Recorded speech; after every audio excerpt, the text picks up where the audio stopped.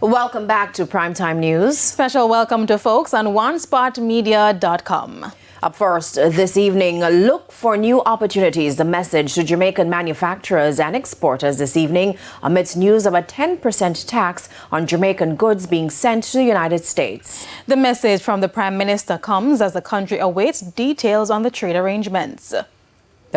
The Prime Minister was speaking last evening at the launch of Expo Jamaica. Here's Andrea Chisholm with the details.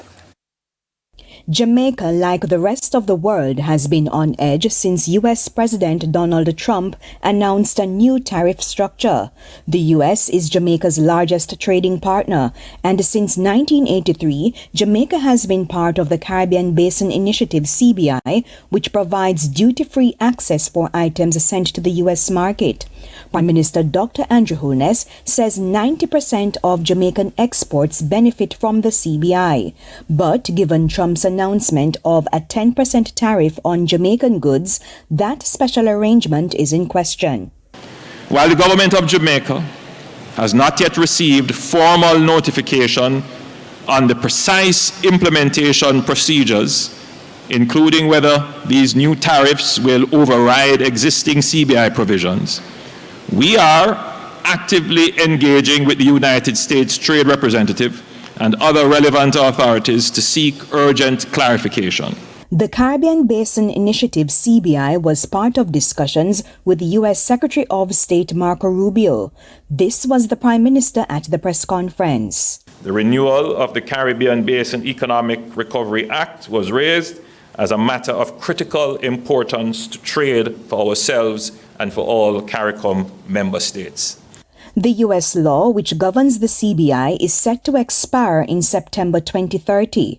Mr. Rubio did not mention the CBI in his speech, but he said the U.S. was realigning its global trade policy. And from that will come real opportunities to create new alignments and new trade arrangements and new trade opportunities. And I believe Jamaica is one of those places that together we both stand to benefit. And so Jamaica awaits clarification on the 10% U.S. tariff set to take effect on April 5. The Prime Minister says a detailed assessment is being carried out. We will use every available diplomatic channel, including working with our CARICOM brothers and sisters and utilizing the Office of Trade Negotiations to seek to preserve the positions our exporters have secured over decades of deepening trade ties with the United States. Preliminary analysis indicates that some of our top exports may fall under exempted product categories, and we are working to confirm and, where possible, to expand these exemptions. Again, I must emphasize that clarity is still needed on several matters.